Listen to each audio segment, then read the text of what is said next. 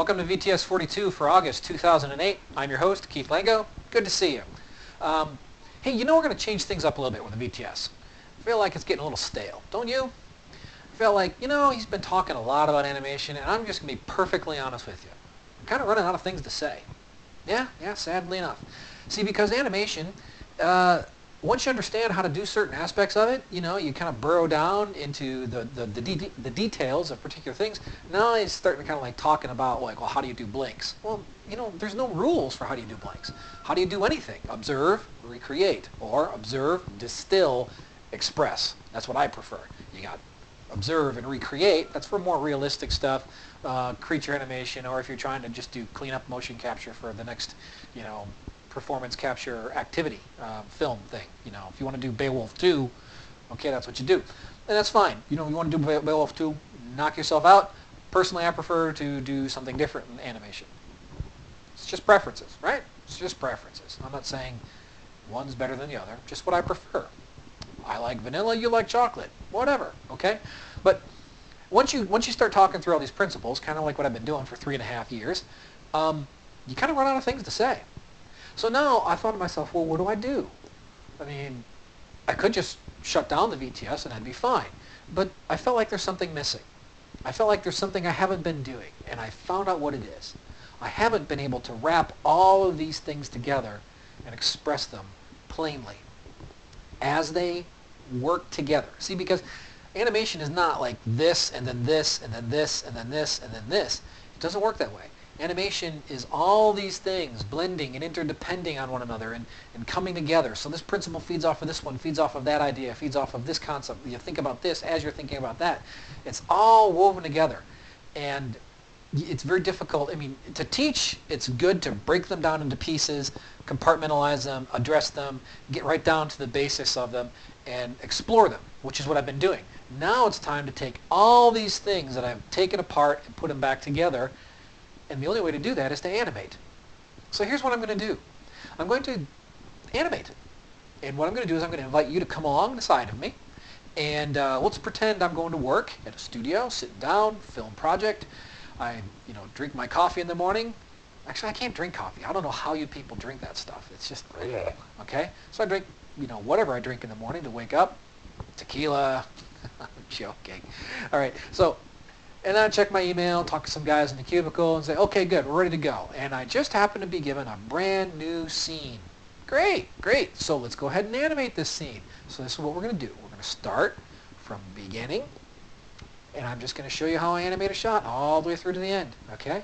And as I go, I'm going to describe to you what I'm thinking of, how I look at it, how I think about it, how I take all these things I've been talking about all this time and apply it. All woven together. Now here's the thing, okay, before you get yourself going, like, okay, I'm going to go down through my entire list of all my VTSs that I've got here, and I'm going to make sure that he puts in every single one of these things into every single shot. It doesn't work that way. Sometimes you worry a lot about structure and detail. Sometimes it's all detail. Sometimes it's all structure. Sometimes you worry a lot about acting. And other times, the acting's fairly simple and straightforward, and you don't worry too much about it. Every shot's different. And so you get into this danger. I've seen this so much with student animators. They think, oh, they've got the holy list of 12 principles, and I have to make sure that I get all 12 of these principles in everything I do. Maybe, but they're more of a template to kind of say, oh, something's not working. Let me take a look at my scene. All right, so I'm going to be the same thing with what I've talked about in the VTS. But that's enough describing it. Let's go ahead and take a look at the scene. It's a very simple one, and that's what we're going to do. We're going to start off pretty basic, so I can describe my way through it. And then as we move forward, we'll take on ever more increasingly difficult scenes to the point where at the end you're going to be like, wow, this is pretty crazy stuff. But I figure it's important to start step one. Step one is, it's not simplistic, it's basic. Okay, it gives us a basic platform to start conversing about all this stuff. So let's take a look at the scene. What do you want? What do you want? What do you want? All right, like I said, pretty basic scene. All right, there's nothing crazy about it. It's pretty straightforward. Again, as we go by, as time goes by, we're going to start getting into some pretty complex stuff here. But it's always good to just kind of warm up a little bit. Before you start lifting weights, you just kind of do a little bit of warm-ups. Before you start playing the game, and really pushing yourself, you do stretching and stuff. So this is just kind of a stretching thing. We'll be through it pretty quick, probably this month and next month, and we're done with this one and moving on to some other cool stuff. But it's still important to take our time and look at this, because I'm going to be addressing everything as I go along. The first thing I address whenever I get a scene at all, the first thing I address is the emotional and mental state of the character. It doesn't matter what the action is. Action is something I look at second. But the first thing I do is figure out the mind and the heart of the character in this moment of their life. All right? When I find that, I start analyzing the dialogue, I start taking a look at the scene, the context, and all that stuff. So, what I'm going to do, this is the, it seems like, oh gosh, how's that? There's no mystery. I get a piece of paper and I think. So what I'm going to do is I'm going to get out Photoshop and I'm going to draw out my thoughts and explain them as I go. Watch.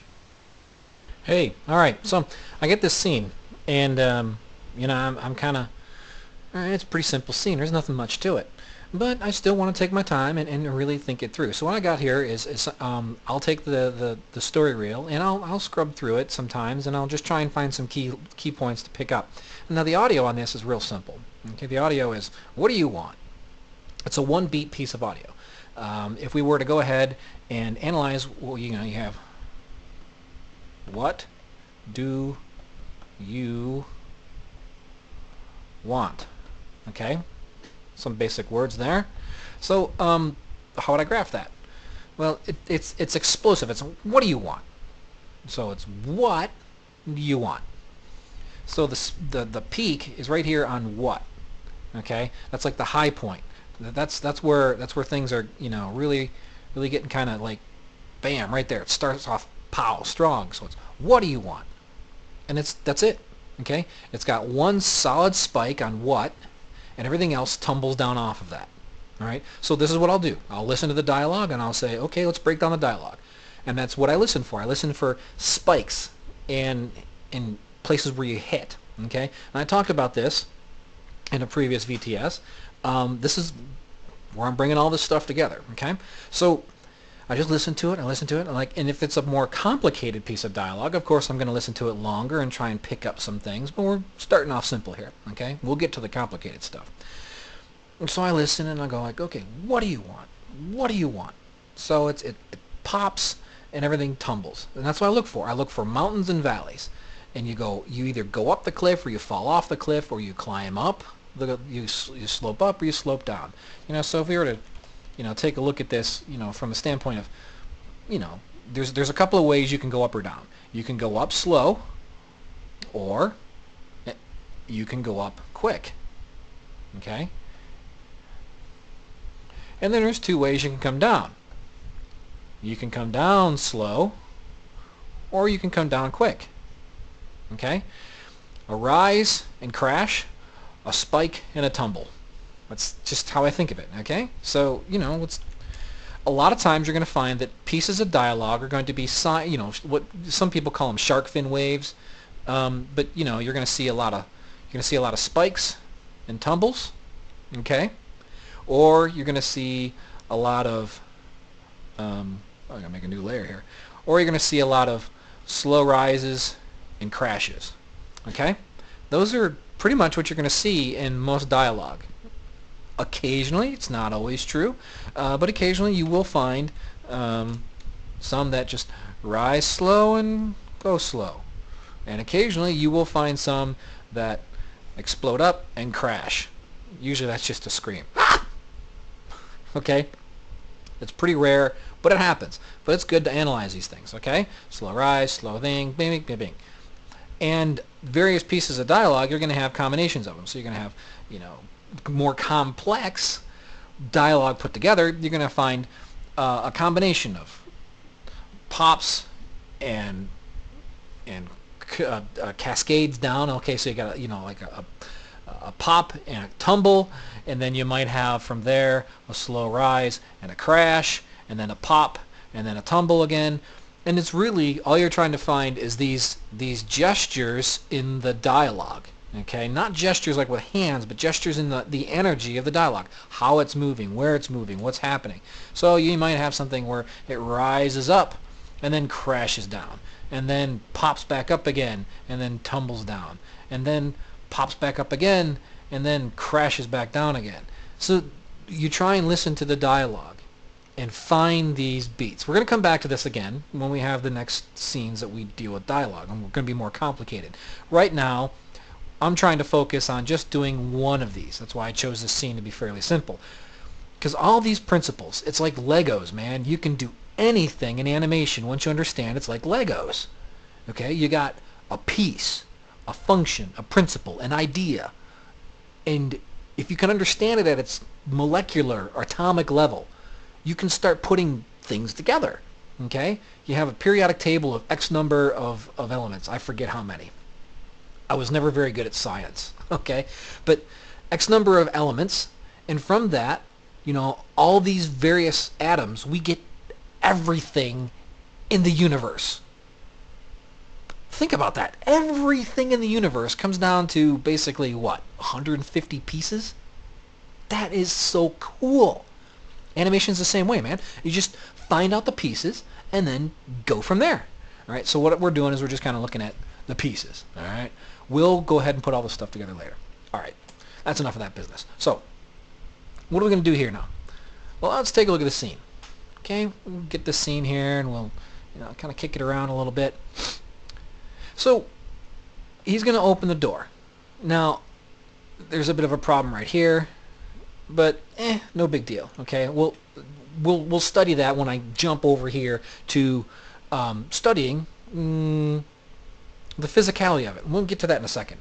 But really, I'm just trying to understand what the basic emotional beats are here. Now, the storyboard artist, in this instance that would be me, decided to just use a copy of this drawing and just did some changes in the face, which is fairly common. Okay, you have to understand storyboards are about communicating the narrative emotional flow of the movie. They're not necessarily acting cues, although a lot of acting cues can be taken from storyboards, and they're not necessarily accurate blueprints for how your motion has to work.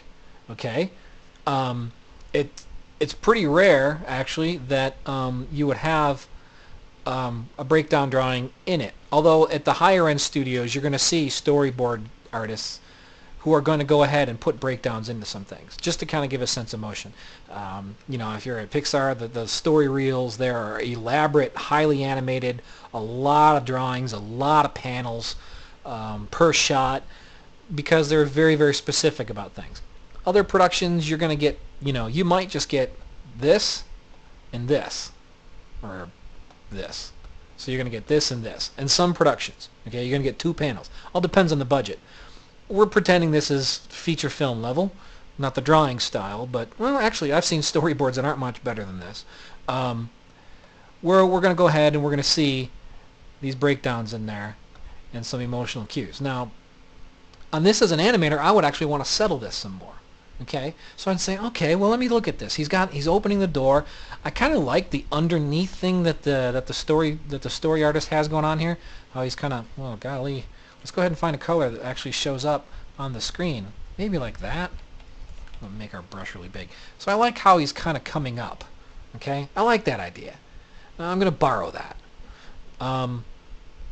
And I would like to see that come up, hit a peak, and then settle down. Okay, we really didn't get that here. From here, with this to this, we didn't have the character do any settling down. All right, he comes up, and then he kind of frozen right here. Well, you as an animator have to understand that the storyboard artist is not trying to do your animation for you. Okay, so don't worry about it. So he didn't settle down. He didn't go from this down. That's your job. That's my job. So let's go ahead and do it. But there's some basic things and mechanics here that this is a fairly common physical action, opening a door, but we're going to kind of stylize it a little bit. One of the things I want to do is I'm going to take some time and figure out, well, mechanically, how does this work? Let's go ahead and take a look. This is a door. It's not painted yet. We just got it put in for my office here, okay? It's going to be painted like kind of white. But anyways, the point here is that I'm coming out here to show you how I would figure out how this moves, okay? We have a scene where the guy opens a door, okay? And you'll notice in the storyboard drawing is kind of bad. I actually have him holding this part of the handle here when he opens it, but you can't open it from that side. So one of the first things I have to look at is, you know, storyboard panels are about story. They're not necessarily about acting and being absolutely accurate, okay? It's really about just getting the idea across. Sometimes storyboards are not even as good as the one I just did. It's just the way it is. So anyways, I want to see what happens when somebody opens the door, okay? And one of the things that I have to notice is I have to kind of clear create a place for this to open, and then my hand is going to be on the other side, so there's a certain limit to how far I can open the door, okay? And I have to understand that. So I can't crank the doorway over here. I have to understand that when I open the door, there's a certain limit to it by holding my hand on the other side. Now I could pull it open and catch it, which is a pretty interesting way of doing things, and I may explore that, okay? But that seems to be something a little more casual. Here, that's something like, oh, let me get the door for you. All right? It's just something that is a casual kind of move. So it's a neat piece of motion, but I'm not sure that's something I want to do. If I have an angry character, he's going to be grabbing onto things. You know, he's just like, what do you want? You know, so he's got his hand on the door, ready to slam it. You know, so he's going to have a firm grip on that thing, right on the other side right here. Okay? He's not going to open it and catch it. Like, here, let me get the door for you. I like this. Now, to slam the door, he may do this and then slam it, if that's where we're going with the scene, okay? We'll find out down the road if that's where we go with the scene. So if he opens the door, and he's going to hang on to it, it seems to me that he would just keep hold of it. And then if he's going to do some kind of a shift later on, you know, he'd let go, kick it up, and then give it a good of an anticipation, and then slam it, okay? So to open the door, we're going to start, let's take a look at my line of action. Hopefully you can hear me here. Take a look at my line of action. It's cutting away from the door, and then it cuts in like this. So I've got a line of action that I can pretty well study, okay?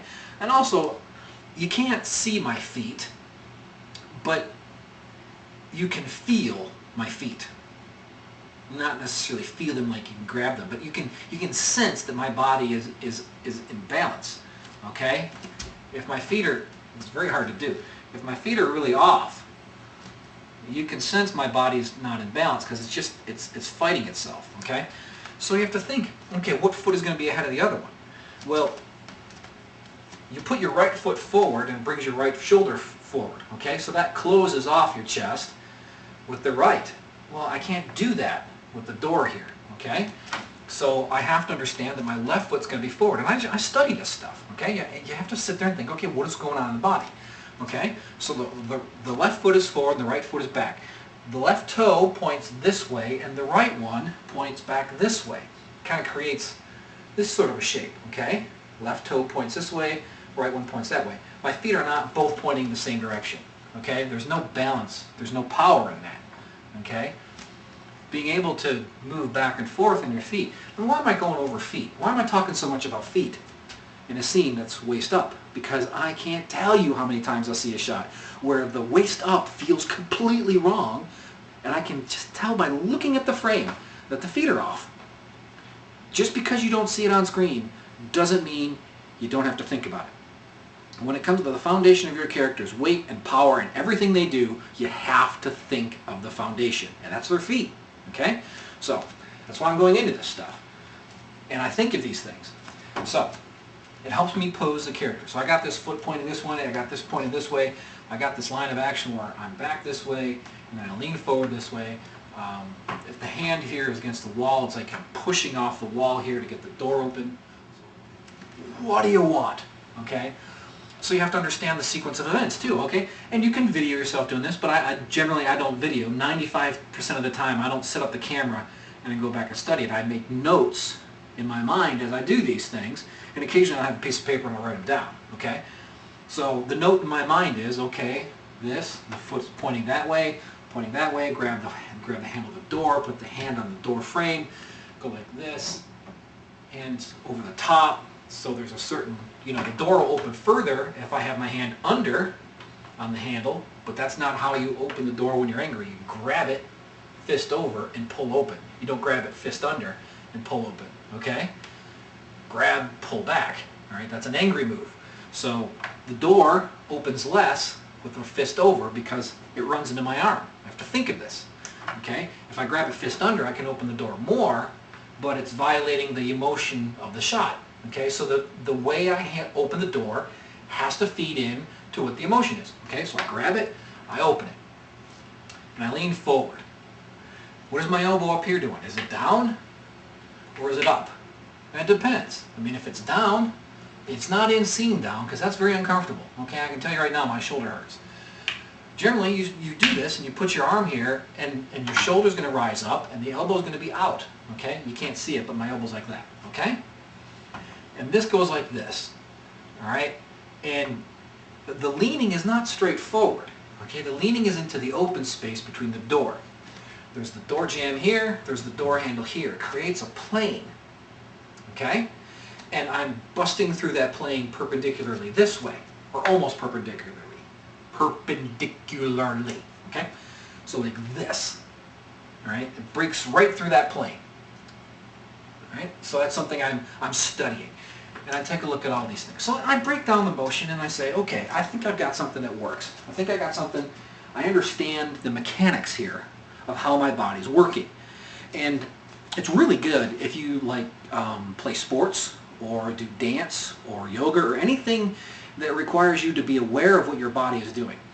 If you don't do anything in your life that requires you to be aware of what your body is doing and then make adjustments to it, one, you're probably in terrible shape and you need to get out more.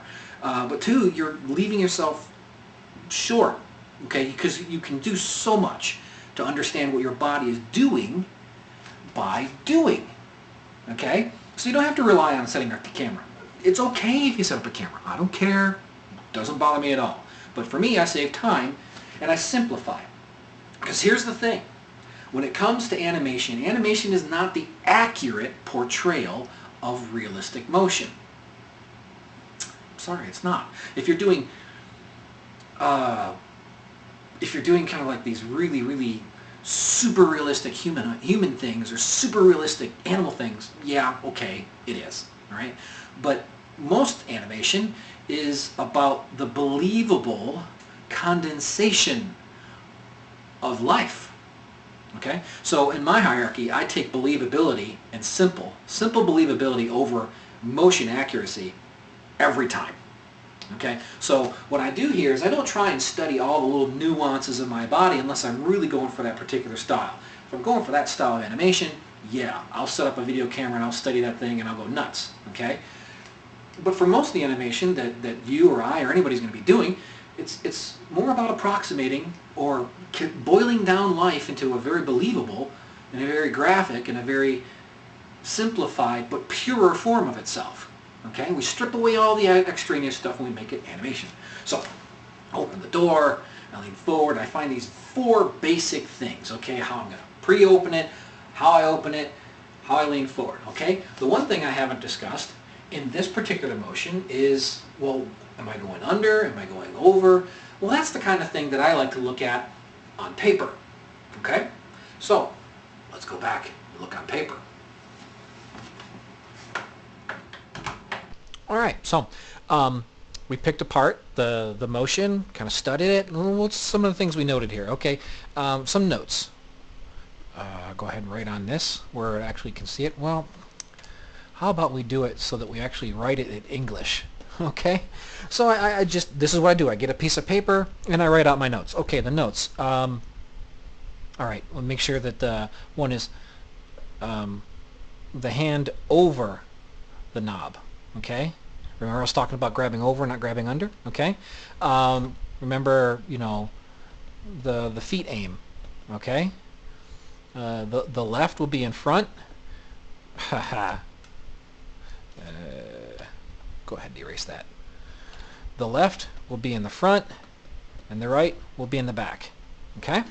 I have that. All right, and I want an under arc. Okay, I like that from my study of the storyboards. I like the under arc. Okay. The other thing I want to note is the left elbow is up. Okay, that's my little arrow up. Okay, the left elbow's up. When he grabs the door there, left arrow's up. And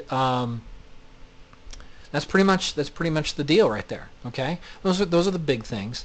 So now with these notes in mind, I can start thinking, let's go ahead and start thumbnailing this. So we get ourselves a blank piece of paper and saying, oh, okay. So the guy's he's gonna start kind of down. All right. Now I have to think, even though he's behind the door and I don't see him, this is key stuff. You have to start the character coming from somewhere. Okay? You can't have him start from this and then go down to this and this. No, just have him start from where he's going. Load that gun before you shoot the bullet. Well, this is the loading the gun. So you got to imagine the door's in front of him. So we've got this arm up here on the door frame, and we got this one right here on the handle. Okay? So he's coiled up here, all right, and maybe his head's down a little bit. So you see that line of action, we could, now remember I said that the line of action was kind of opposite of this, remember? We had the door here, and then we needed to have the guy like this. Okay, so this is an instance where I was starting to go in a direction with the story panel, and I'm thinking, with my thumbnailing, thinking, wait, I did study of this. I did motion analysis. This is why it's not a bad idea. Actually, it's a great idea to get up and act it out. I am a huge fan of getting up and acting it out. Okay, acting it out in the mechanical, physical sense. Feel what your body's doing. Because if I didn't get up and act it out with that door, I would have gone in this direction. Okay, I would have had him start there and do this, and it wouldn't have worked because it just didn't seem right. But when I got up and I acted it out, I knew that the line of action was more like this. Okay, see? All right, so let's go ahead and delete all this business, and we'll go ahead and kind of go where we're going. All right, so the line of action generally is going to be in this direction first, and then it's going to go in this direction. So what I'll do is I'll, get that and do like that, and he's grabbed the door frame and he's grabbed over the handle. So there's my key pose 1. Okay? That's where I start back. Even though he's behind the door, we don't see it, I still think of that as a key. And then when he gets over here, now his line of action is like this. The hand is back behind the door is like so, this elbow's up like this, the hand's on the door frame. Okay, if we draw the door frame as kind of a blue thing here, and sometimes I'll do that, I'll grab different color pencils, so here's the door frame here. Alright, so there's key 1, and this right here would be key number 2. Alright, key number 2 is this business, and key number 1 is this business. Alright, so this is what I'm doing. I'm just kind of studying it, and I'm saying, okay, and that's it. Alright, here I can go ahead and maybe, if I needed to, I could fill this in a little bit more, kind of give it some definition, and from those basic little things, I can kind of fill in what I want things to be like. Alright, but this is about as far as I'm going to go with my thumbnailing, because it doesn't need to be pretty. Alright, I used to be so intimidated by thumbnailing. You CG guys, we CG guys, are so intimidated by drawing. This is it, man. It sucks, but it's clear, okay? I got up, I did the motion analysis, I understood what I was trying to accomplish. Here, I could do this a little bit better where the hand is on the door frame right there. But really, that's all you need to understand. This is how you draw a thumbnail character. All right? It's real simple. Well, we want to keep our notes. So let's make a new layer here. Real simple. You have a head, and you have a body, You draw lines like this to indicate where the head is looking. You have arms and mittens, arms and mittens. And then you can do feet, feet, and somewhere there is the hips. That's it, guys and girls. Figure it out from there, man. It's really not that difficult, you know. So if I want to draw a character leaning back, I draw the character leaning back, and I want his elbow up, and I want his hand on a door frame, and I reach down, he's grabbing the hand there. That's it, okay? And then when he leans forward, you saw it, I can give a nice little angle to the head. He comes forward like this, the elbow's up like I thought, his hand's on the door frame, his hand's back, the door's back there. Those are my two key poses, okay? We'd already drawn those. Those are my keys. That's it. Now what I'm going to do is I'm going to figure out in my thumbnailing, I do this stuff as I thumbnail, as I think. I don't just do my keys and my thumbnails. I think in terms of, well, what more can I do to understand this? Okay, because if I just go ahead and put this and this, if I put, you know, key 1 and key 2 into Maya and ask Maya to make it work, it's going to look like crap. Mine needs more information. So when I'm thumbnailing, at the very least, I try to always get my keys and my primary breakdowns.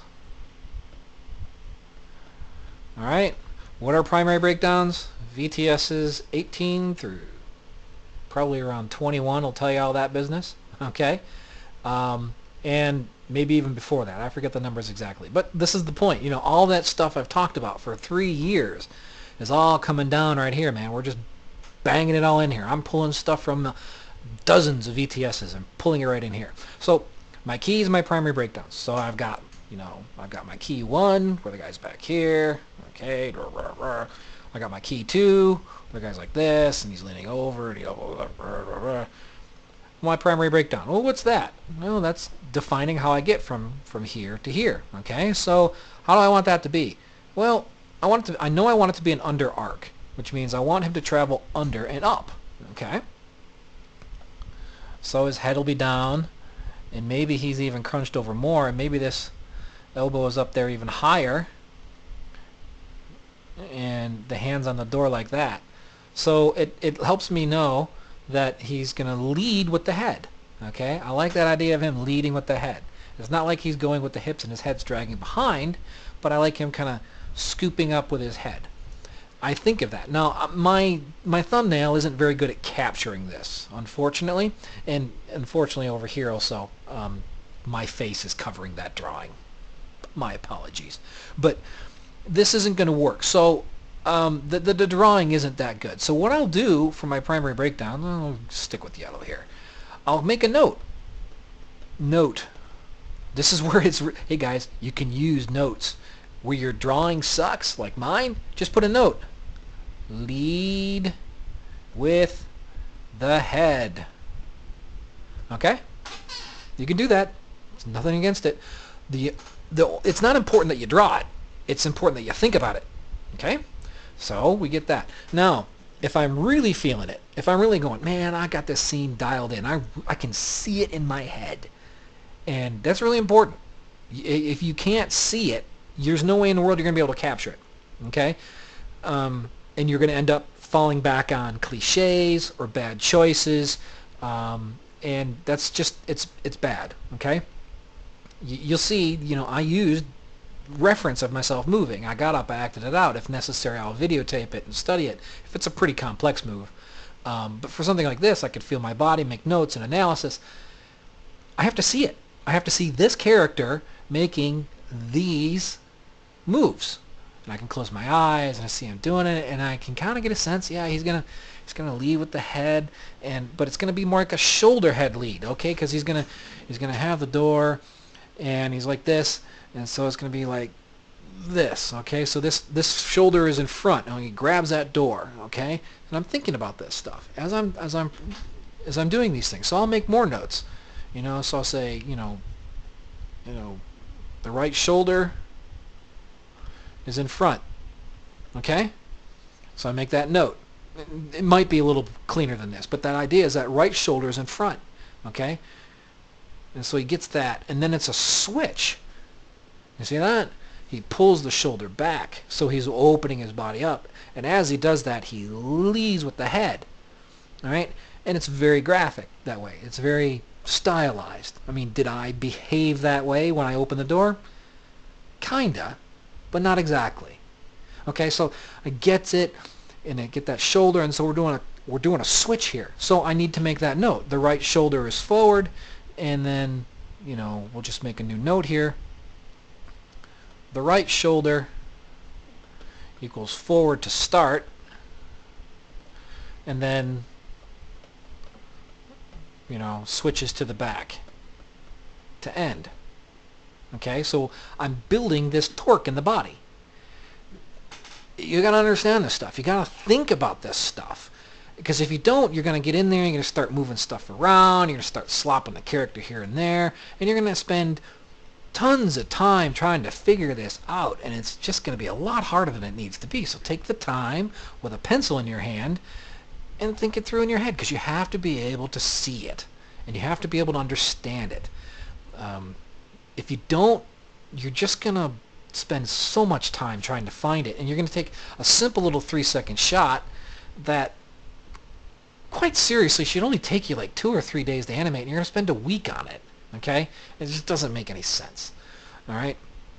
So, get that. I like to lead with the head. And so now I've got some stuff to work with. And I've kind of got my ideas. I like where my keys are.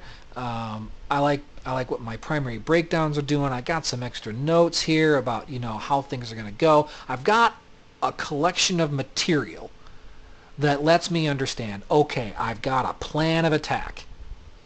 Once you choose a plan of attack that sucker, okay? And if you come up with something, and this is like, crazy, okay? This stuff drives me crazy when we're talking about animators. We'll have an animator who will come up with a plan of attack. But as soon as they never really commit to it. They kind of go, well, I think I have a plan. So their plan is kind of weak and wimpy, and maybe it will get done. But the slightest little bit of resistance, I can't do that. No, man. You make the scene be what you want it to be.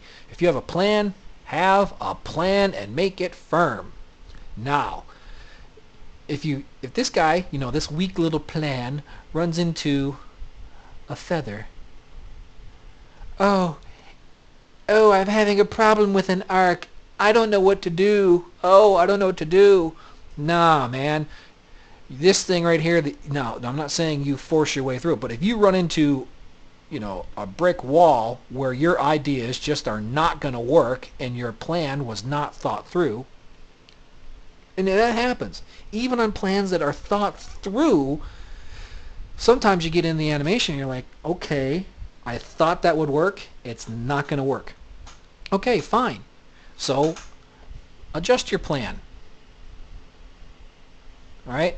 But be firm about it. Work around things that are causing you to say, okay, I made a mistake. But if you're having a problem getting something working and it's not necessarily a mistake, don't be little about it. Make a plan, stick to it, and attack.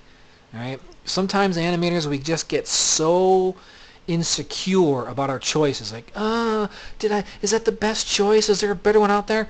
Screw it. Make one and do it. Okay? And you'll find, if and you're in the scene, maybe you'll find something that works better. But make a plan and go for it. All right? So, now, whatever we're going to do next. All right, so we went through a lot of stuff there. All right? We went through, analyzing the emotional and mental state of the character, breaking down the dialogue, understanding where they're coming from, what the moment is for them in their life, and then, got up and did some action analysis because, got to be careful. We can run ahead. I even showed you how, I started a thumbnail. Oh, wait.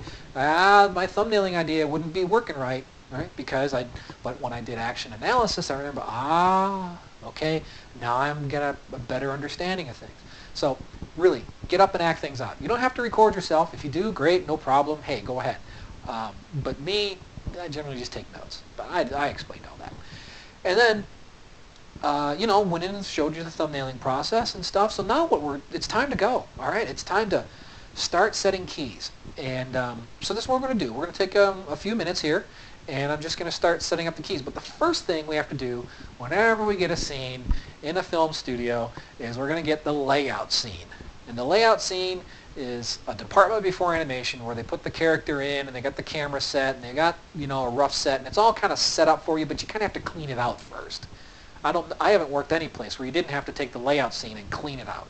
So I'm going to show you how that works. Okay, I'm going to clean out the layout scene and I'm going to set pretty much just the 2 keys. All right, we're going to get done this month just setting the 2 keys that I'd already explored in the thumbnailing, and then next month we're going to start going into finishing out the animation. Okay, so that's what we're going to do. We're going to set the 2 keys to wrap up this month, and then next month we just wrap up the scene.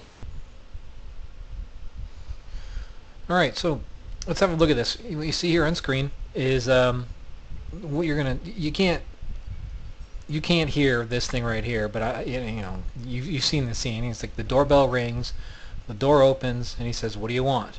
Okay, this is very typical for a layout scene. You're going to get the camera's going to be set. The world, the rough set's going to be there, and the character's going to be, roughly timed and roughly positioned for blocking purposes. Some layouts for films are more elaborate than this. Some are less elaborate than this. Really, it's kind of irrelevant what it is and what it isn't. The job of the animator is generally to you don't have to build on top of what they give you. This was shown to the director so the director could watch it in some daily somewhere and say, yeah, I like that, and then they hand it off. You are not bound by law to use this. So first thing I do whenever I have anything like this stuff is I take all keyframes on any of the controllers and I just delete them because I don't want anything there. Okay, no animation whatsoever. I've set this up so that there's a little bit of a transparency here so I can kind of see through the door because I like to work through these things. That's not going to be set up for you, but for the purpose of what we're doing, it's a lot easier than hopping over here. But sometimes that's what you got to do. You got to hop over into a different view and do things. So remembering our poses here, let's go ahead and start building them. Remember I had some notes here as far as this foot. This foot's going to be forward a little bit. This one's going to be back and aimed out. Okay, the hips are going to be positioned accordingly. Okay, and his whole character actually is probably going to be slid over a bit. And I think this foot can maybe be under it a little bit more. Take that knee, get it out there. We want to have good balance in the character. Okay, so these are, I'm thinking of my poses that I had all worked up and everything. So now I'm really just trying to capture it, and the thumbnails are kind of here in my head. I remember what I did with them. If you need to, you can bring them up on a piece of paper, and very often I'll have that. I'll have a piece of paper, but I just want to be mindful of how this guy could be posed. All right, that was the camera right there in the way. And so relatively easily here.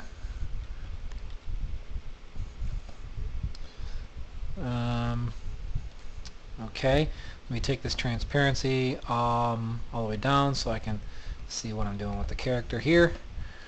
Now I can clean a lot of the minor stuff up here a little bit later, but for right now I just want to be pretty solid with how I'm handling this. Okay. And remember this this shoulder, we wanted this shoulder to be forward. Remember that? So we wanted it something like this. Okay, so maybe we can get this foot back then.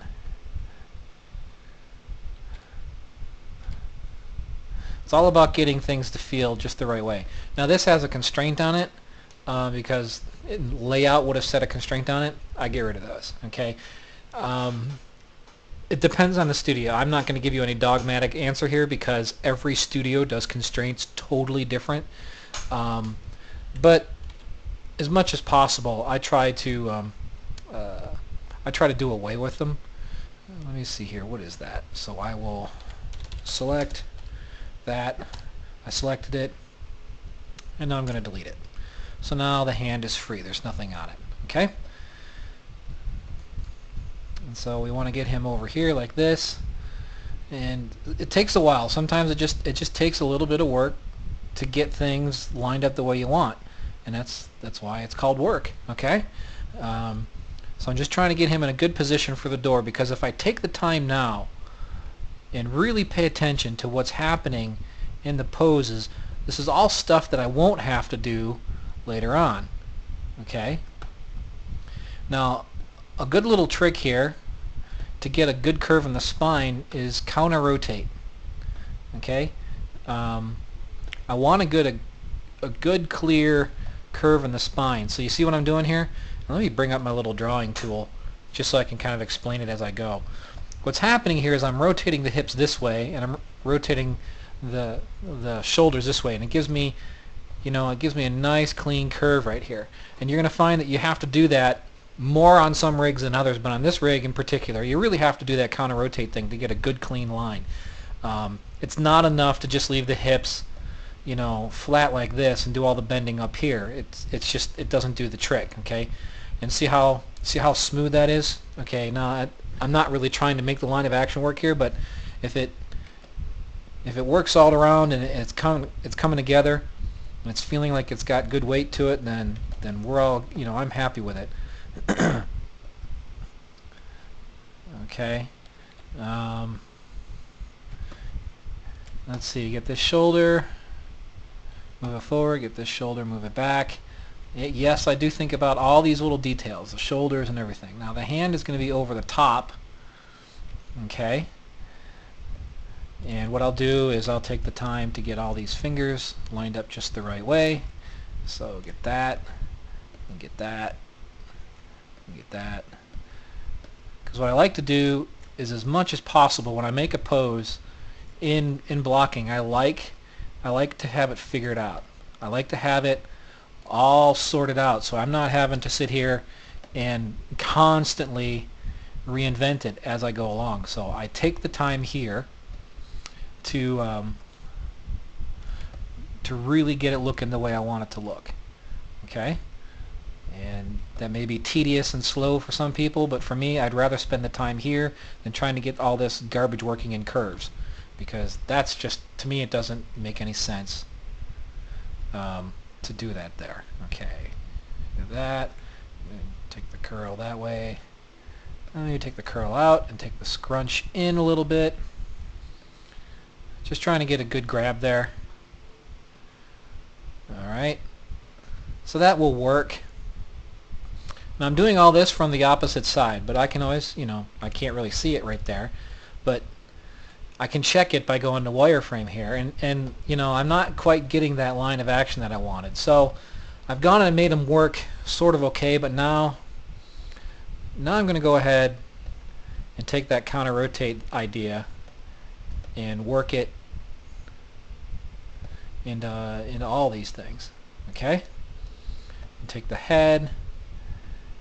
We want the head to be like this, and maybe that could be down like this, and maybe this arm is up a little too high. You know, so we'll just do that.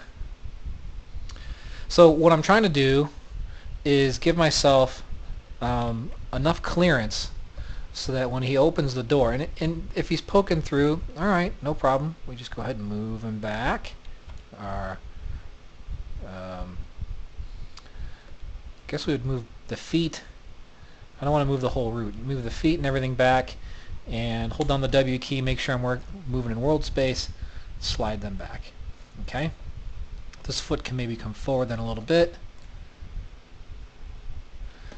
All right. The idea here is that we want to be able to open this door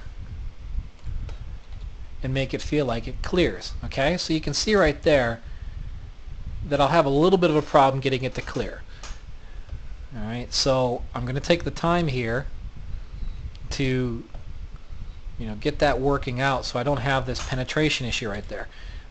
So, and then that tells me that this line of action idea of mine needs to be even stronger. Okay. Oops. So take that and come around here. take this one.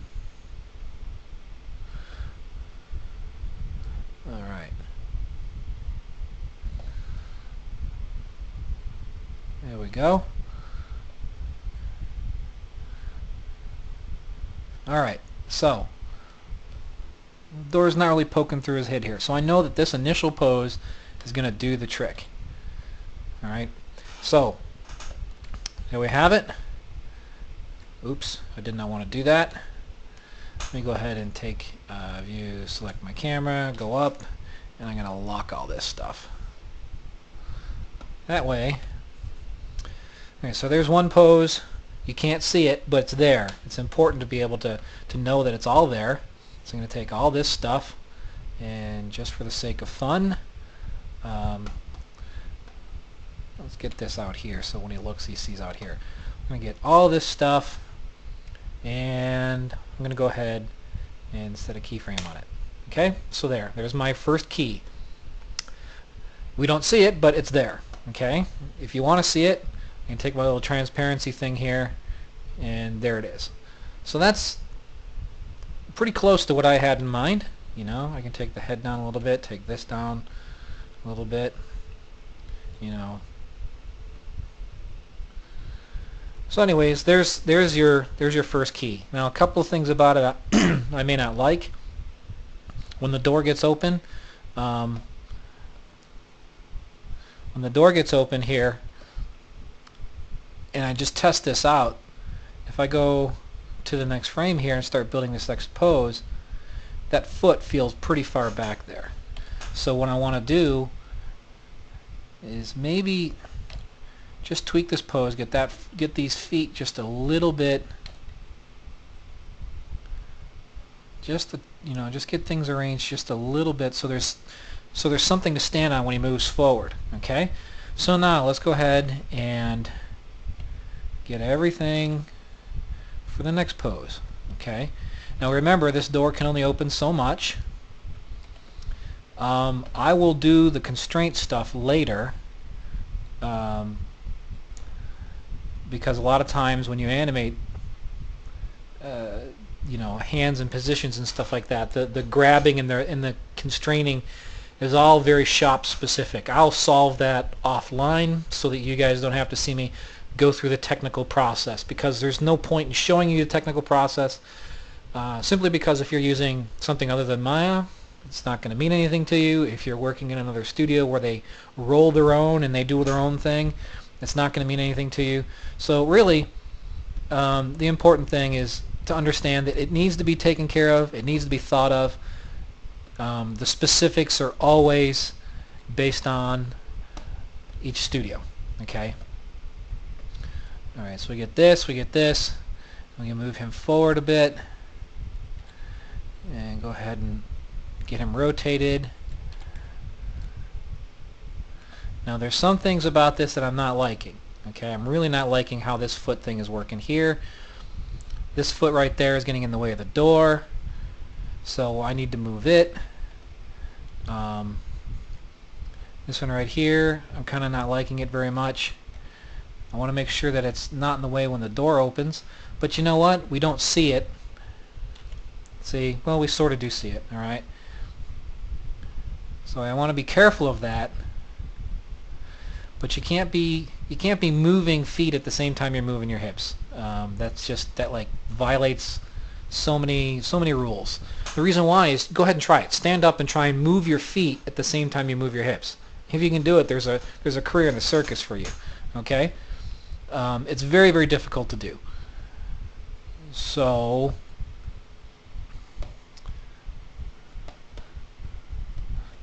this is now where I can start doing things in the camera view, because it's all right there. Okay, this foot, I'm just not liking how it's working here. I want the knee to be bent. There we go. I'll go ahead, and what I'm going to do is I'm going to take that foot position. I can do it right now. I can take that. I'm working auto key. I used to never work auto key, but that's because I was afraid the computer was doing things that I wasn't. I was kind of messing around, and I just didn't understand what I was doing. Now I know what I want. I don't mind leaving auto key on because it saves me from hitting the keyboard all the time. And so what I'm going to do is this foot, I'm just going to go back to frame 1, middle mouse over, and I'm going to take that position for the foot, okay?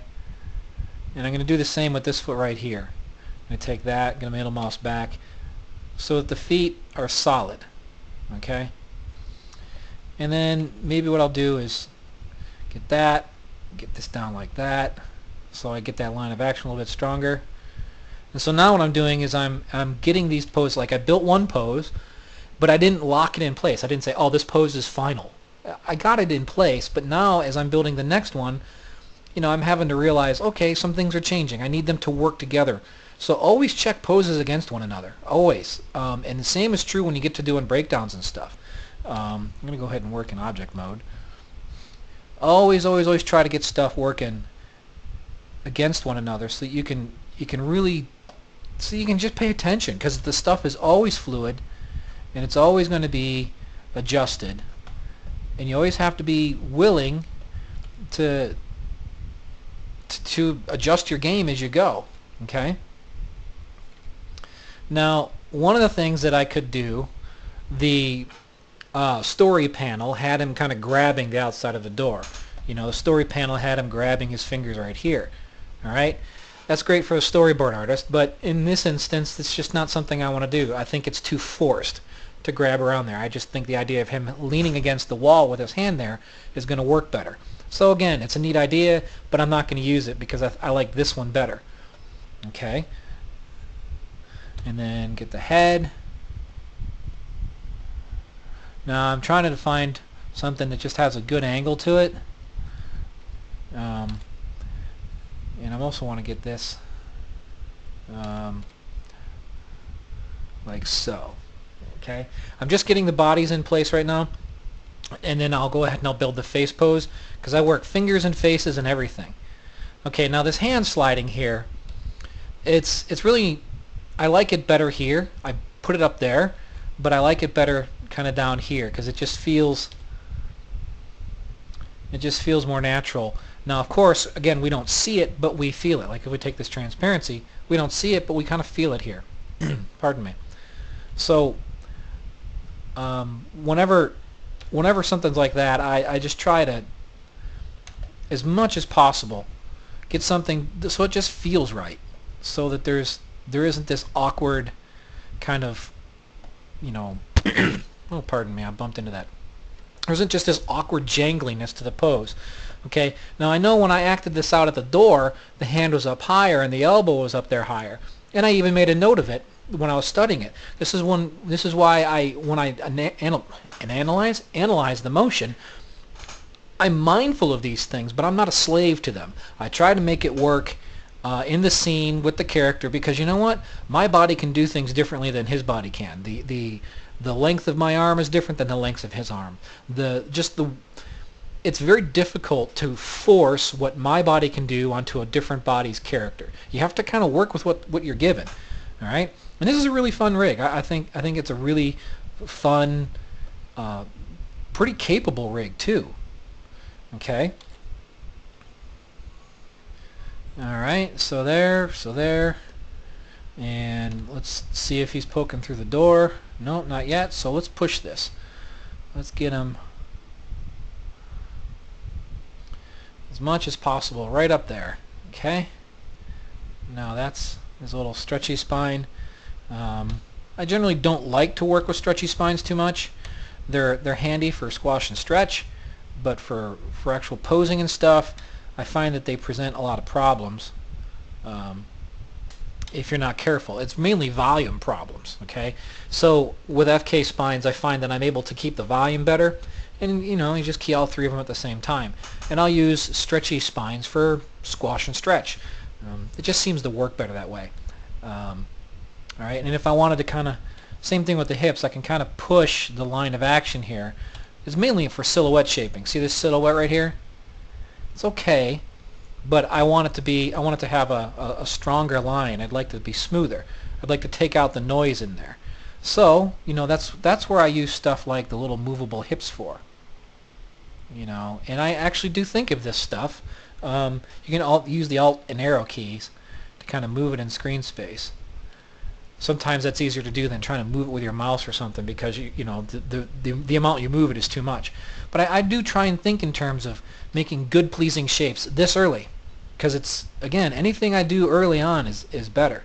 And so I can even kind of do it here as well, even though I don't see it. It's really important to have good shapes. Okay, so this hand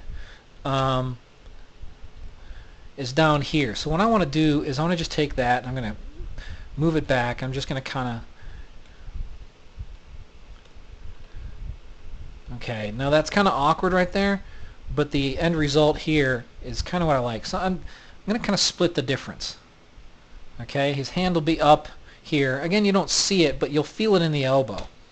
And you can, you can spend a lot of time messing around with things that really don't make any, that you just don't see it, right?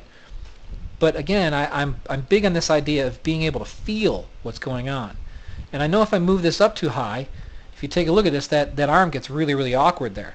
The lower I move it, just the more comfortable it feels, less broken he feels. Okay? One thing I can do is I could rotate that back, but that feels very awkward. I like this idea of his shoulder coming in there. So I'll take this and kind of bring it down, and that's fine. Okay, so I'm just going to keep that there. And that's not too shabby. Again, we don't see it, but I want to set things up so that when I animate this fully, you know, I start putting breakdowns and eases and in-betweens in here, I'm not going to end up fighting myself. It's important for me to just get this stuff in there and not fight what I'm doing. I'm going to have to do enough reworking as it is with this stuff. The last thing I want to do is make my job harder by not thinking now. So I think now. I think about how to solve these problems now as much as possible to give myself as much chance for success as I can. Okay. Now, one thing that's happening because of the way his size is and the way I've built this door and everything, we're losing some of the graphic ability to see that back arm right there. Okay. That back arm is pretty much disappeared. So we're going to have to show that somewhere in the breakdown. Somewhere in the breakdown, we're going to have to show that arm opening the door. Because by his final pose here is going to, you know, cover that up. There's really not much I can do about it because I want to keep the leg feeling like there's good weight. If I get it up here, that's fine if he's a tall character, but that's, you know, that's the only way I can see that. All right, it's just sometimes you're just, especially in CG, sometimes you're just not going to get the drawing that you'd like to get. So you get the best drawing you can. Understanding this, I'm okay with the arm disappearing there. It doesn't, you know, it's not what I like, but it's not the end of the world for me either. Okay? And I can kind of cheat this a little bit. Okay. You've got to be careful of penetration in these areas. It's one of those things where you have to check it to see if you see it. If you don't see it, don't worry about it. That's my big thing on penetrations here. If you got mesh that's poking and you don't see it, we're not going to worry about it. Okay, now I could really get that arm bend that I want, but again, I'm doing a lot of work and I'm not going to see it. And that might end up making the mesh up in the body very uncomfortable to look at. So, if anything, I'm going to default towards keeping things simple, even though we're not going to see it, so that when I do the breakdown on this, I can really, I'm going to end up with less mesh tearing apart. It's something you got to watch out for. There's a couple of things about CG animation that you really got to be mindful of. One is that the computer is going to want to do things its way, mathematically, linearly. The shortest distance between 2 points is a straight line. It's your job as the animator to tell it, I don't want to go a straight line. I want to go this way. I want to go that way. But you can force the computer to do things that it's not going to like, and what happens is the math that it gives back to you gives you some really jangly, weird motion. So you kind of have to play nice with it. you're still the boss, but you got to learn how to be a good boss, okay? A kind boss. All right, so there's a couple of things. We're almost done with this. I just wanna push this a little bit more. There is nothing here as far as making that leg longer, but I really do want to get his hips up and forward a little bit more. So one way to do that is to just get a little bit there, and you could buy so much movement just by getting the heel up, okay? And then we can do a little bit of a twist, and just get that heel up a little bit. And that allows me to get him forward a little bit more and to really punch this pose. Okay? So now, that's a pretty strong reversal right there. Okay? And you're going to see that, you know, our line of action is there, and then it's a very strong reversal this way. Alright? And his head ends up here, and it starts right here.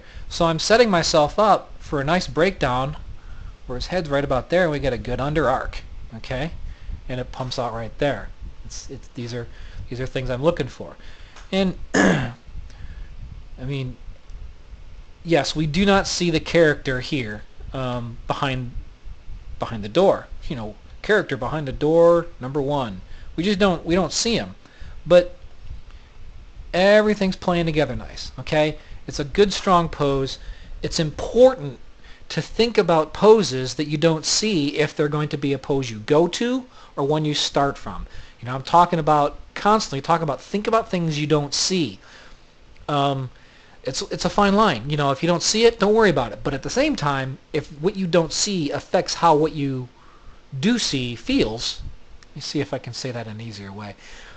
If what is off screen or what is not visible can be felt through what is visible, it's important. Okay? There we go. So here we're not feeling that hand back there is intersecting the door because everything's being hidden. So and anything back here in the fingers is not going to affect anything in the rest of the area. However, if that elbow's way up here and we don't see it, we're going to feel it in other parts of the body. Okay? So there, we got our two key poses. And I can take this one and push the head just a little bit. And now I can just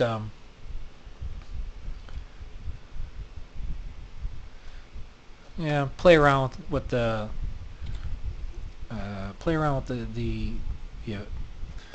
the emotions a little bit.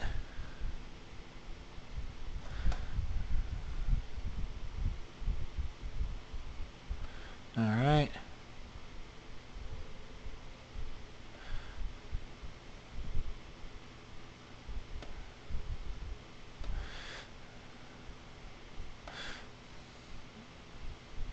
And just keep messing around.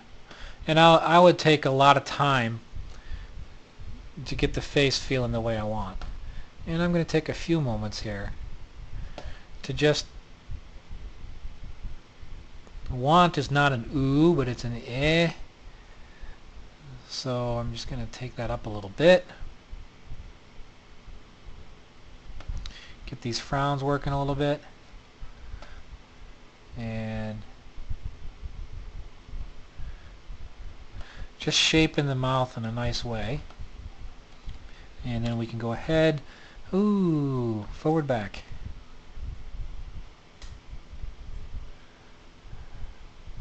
It's all about I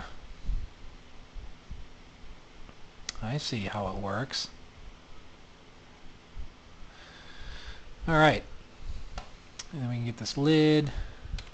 We can get the lid. And this lid. Okay. And get this one up out of the way. Nice asymmetrical pose there. Okay? I like it. You know, I just like building asymmetry into the face. It just, to me, it's important, even at this stage, to build that in. So I'm just going to take all these, I'm going to key it, and in here, but the only thing I'll change is I'll take this back to 0. I'll take this and put it back to 0. Maybe bring it up a little bit to squish the head. Take this whole thing, get all of this in view. Alright, and from here maybe I'll close the eyes.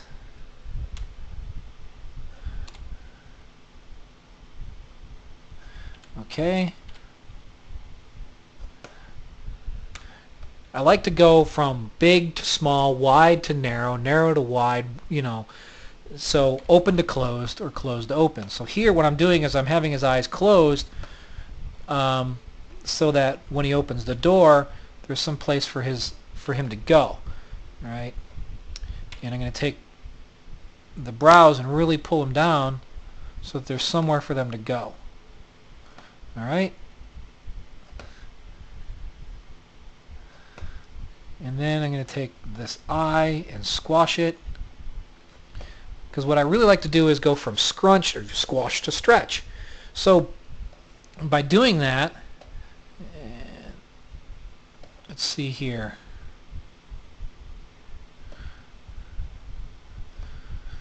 Again, I don't see it. It gets behind the door. Okay, remember this door is I'm working with a transparency here, but this is what we see. So why am I spending so much time on it? Because I'm gonna see it. When he opens the door, he's gonna start from there and he's gonna come forward. So I spend the time to get it looking as a good place to come from. All right, that's very important. All right, there we go. There's our 2 key poses. All right, take all these, set it. All right, there you go. Took me about half an hour to walk through that. These videos are going to be a little bit longer, just so you guys know, because it just takes that much time to work through this stuff. So there, it kind of works. There's a couple little things about it I'd like to dress up. One of the things that happened with the heel up is that this line got a little soft. Or, I'm sorry, a little noisy right in there. So I wanted to kind of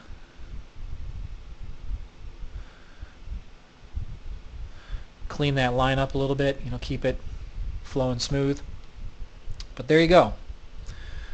Okay?